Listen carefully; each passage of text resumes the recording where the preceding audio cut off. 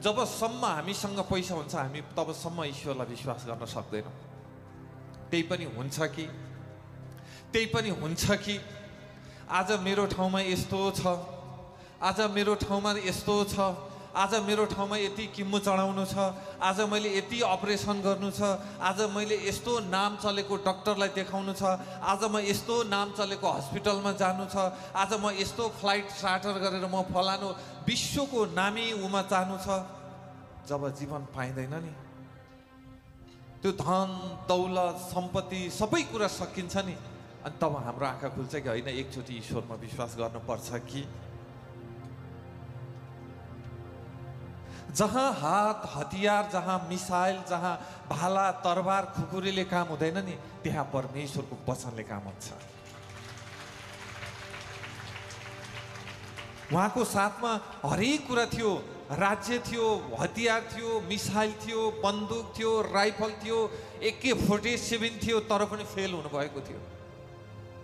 तर जुन गुरुले, जो परमेश्वरको सन्तानले त एक दिन निश्चित रूपमा तैँले परमेश्वरलाई चिन्छस् भनेर जुन लेखेर तेरो साथमा ईश्वर हुनेछ, तेरो साथमा म छु, नडरा भनेपछि जब त्यो खोलेर हेर्नु भयो नि, यो कुरा त मैले पहिले विश्वास गरेको भए आज मैले यति धेरै थोक गुमाउनु पर्ने थिएन।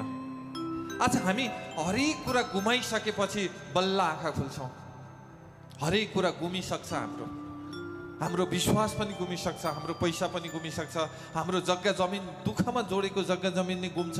अनि मात्रै हो कि विश्वास हुन्छ कि हामी परमेश्वरको राज्यमा हामी बिउ रोप्न पर्यो भने कहाँ छ 5 को र कहाँ छ 10 को नोट हेर्छौँ, तर कहीँ अन्त रोप्न पर्यो भने कहाँ योभन्दा अलि धेरै भन्दै हुन्थ्यो नि, बरु लाख भन्दै नि हुन्थ्यो होला नि। विश्वास त्यस्तो आउँछ। यसले लाख भन्दै हुन्थ्यो, यसले 2 लाख भन्दै हुन्थ्यो, यसले बरु 5 लाख भन्दै हुन्थ्यो, अलि हुन्थ्यो कि मन जान्छ परमेश्वरको राज्यमा दिन पर्यो, परमेश्वरको राज्यमा मन खोल्न पर्यो भने कहाँ छ 5 को र कहाँ छ 10 को हामी खोजी गर्छौँ। अनि हामीलाई चाहिन्छ उद्धार, फेरि यति छिटो चाहिन्छ।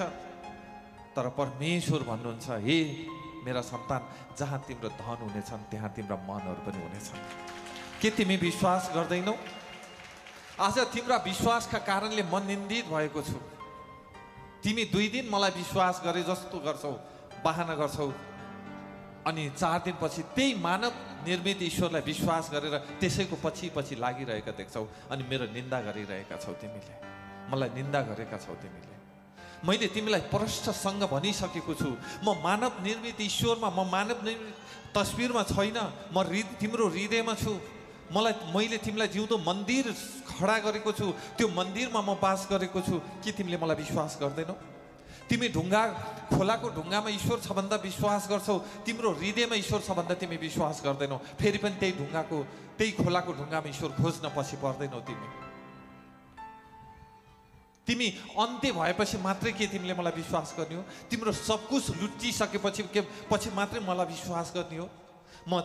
मैले तिमीलाई सुरुमै भनेको छु कि म तिम्रो हृदयमा छु, म तिम्रो आशिषको भण्डारी हुँ, म तिमीलाई बचाउने छु, म तिम्रो अंगमा छु, म तिम्रो सँगमा छु। के अझै पनि तिमीले मलाई विश्वास